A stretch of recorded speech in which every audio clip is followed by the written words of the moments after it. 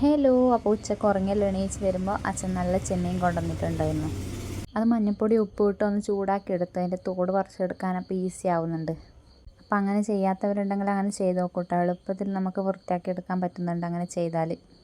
മിഥുവിൻ്റെ വീട്ടിൽ പോയാലും മിഥുവിൻ്റെ അമ്മ തന്ന നാരങ്ങക്കറി വെച്ചിട്ട് അത് പെട്ടെന്ന് തീർന്നു പോയിട്ടുണ്ടായിരുന്നു. അപ്പോൾ അതിൻ്റെ ഒന്ന് ബാക്കിയുണ്ടായിട്ട് ഞാൻ ഇന്ന് അത് കറി വെച്ചു.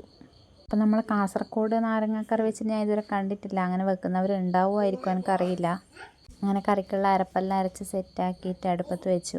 ലെച്ചുട്ടി ഉറങ്ങി എണീക്കുമ്പോൾ ആവണം എന്ന് പറഞ്ഞിട്ട് ഓടിയതാണ്, പക്ഷെ നടന്നില്ല. അതിൻ്റെ ഇടയിൽ ലെച്ചുട്ടി കയറി വന്നു. ഉറങ്ങി എണീച്ച് വരുമ്പോൾ എന്നെ കാണാത്ത സങ്കടമാണ് ആ മുഖത്ത് കാണുന്നത്.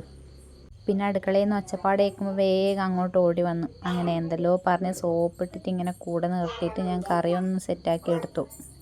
അപ്പോൾ ഇന്നത്തെ വിശേഷം ഇത്രയേ ഉള്ളൂ. വീഡിയോ ഇഷ്ടമായി സബ്സ്ക്രൈബ് ചെയ്ത് സപ്പോർട്ട് ചെയ്യാൻ മറക്കല്ലേ. പുതിയൊരു വീഡിയോ ആയി നാളെ കാണാം. Tata bye, see U.